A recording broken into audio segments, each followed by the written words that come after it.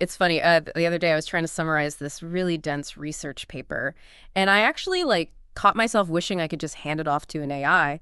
Then it hit me, this technology is already here. But it also got me thinking, what does it mean for our own thinking skills when we have machines that can process information and generate text so easily? Right.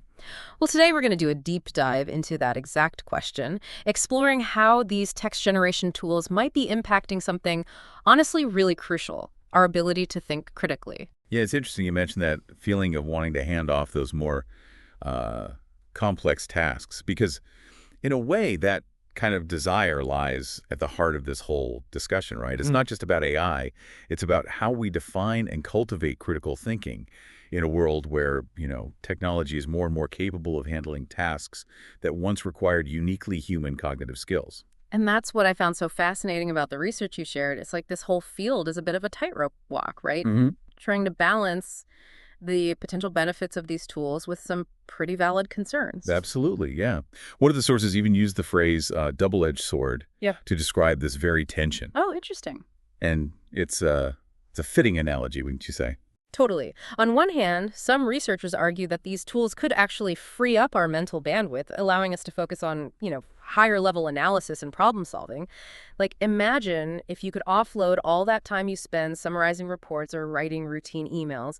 What could you accomplish if you could dedicate that mental energy to more strategic work instead? Yeah, no, it's an enticing thought, and there's already evidence of this happening in fields like scientific research, right, where AI is being used to analyze these massive data sets, identify patterns, even generate hypotheses. But, and this is crucial, it's not about AI replacing researchers. It's about changing the nature of their work. So it's more of a collaboration. Precisely, yeah. And that's where the how becomes critical. How are these tools being integrated, and are we ensuring that humans remain in the driver's seat, guiding the process and interpreting the results? Which brings us to the other side of that double-edged sword, the concerns. One source I read expressed worry about students becoming overly reliant on AI for writing essays, potentially missing out on developing crucial critical thinking skills. It's like using a calculator before you've mastered basic math, right? You might get the right answer, but did you really understand how you got there?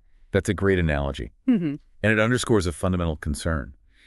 If we outsource too much cognitive work to machines, could we be inadvertently hindering the development of essential cognitive skills, particularly in younger generations? Yeah. It's interesting you bring up younger generations, because one of the sources you shared dives into several studies about cognitive development and technology. And it's not just about AI writing tools. Right. It covers a wide range of technology. For example, one study looked at how using technology for journalism projects actually helps students hone their critical thinking skills. That's the study about scholastic electronic journalism, right? Yeah. What's fascinating about that particular research is that it highlights how active learning can be a powerful antidote to some of the concerns we have about, technology hindering critical thinking. So instead of just passively consuming information, students were creating something. And that process itself helped them develop those analytical and evaluative skills. Exactly. And it emphasizes that it's not just about the tool itself, but how it's used. Okay. The researchers in that study carefully designed the journalism project to encourage collaboration, problem solving, and critical analysis. It's like giving someone all the best ingredients to bake a cake versus giving them a pre-made cake. Right. Right. Yeah. In one scenario, they're developing skills and understanding the process, while in the other, they're just consuming the end product. I like that analogy. And it speaks to a bigger point that several of the studies touched upon. The importance of intentionality. Okay. Are we using technology as a crutch? Right. Or as a springboard? Yeah. Are we thoughtfully integrating these tools in a way that aligns with our learning objectives? That makes me think about the study that explored integrating those large language models into language classes. Right. It mentioned a framework called critical AI literacy. Does that ring a bell? It does.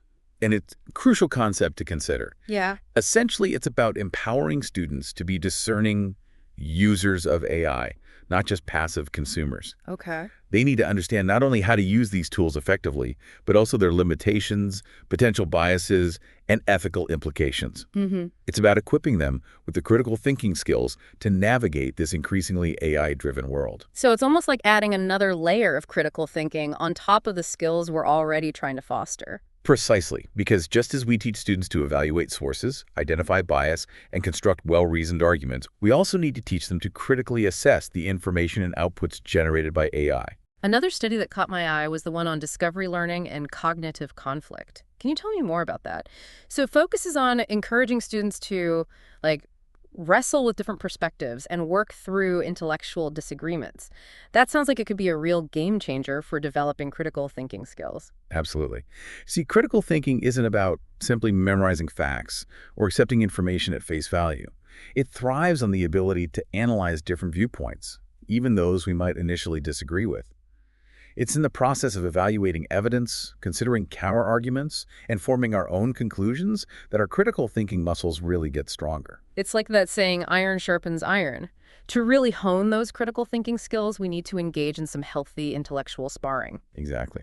And this is where that research becomes especially relevant for you.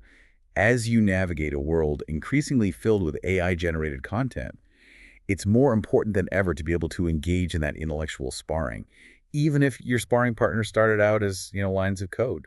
So how do we do that? How do we make sure we're using these tools to enhance our thinking rather than letting them do the thinking for us? Well, one of your sources actually offers a pretty thought-provoking quote from the psychologist B.F. Skinner. The real question is not whether machines think, but whether men do. Wow. That really puts things into perspective. It's a good reminder that no matter how advanced AI becomes, we can't outsource our responsibility to think critically. Precisely. It's about finding that balance, embracing the potential of technology while staying vigilant about cultivating those core critical thinking skills that make us human. Hmm. And a big part of that is being aware of our own cognitive biases, being willing to challenge our own assumptions, and being open to having our minds changed. So as I encounter these AI tools in my own life, at work, online, wherever, what's the most important thing to keep in mind? Remember that technology can be a powerful tool, but it should be just that, a tool. It's Yeah. up to us to use it intentionally, to be aware of its limitations, and to never stop asking ourselves those critical questions. Why am I using this tool? What are the potential biases at play?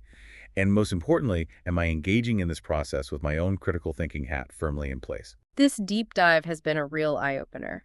It feels like we're just at the tip of the iceberg when it comes to understanding the implications of AI on how we think and learn.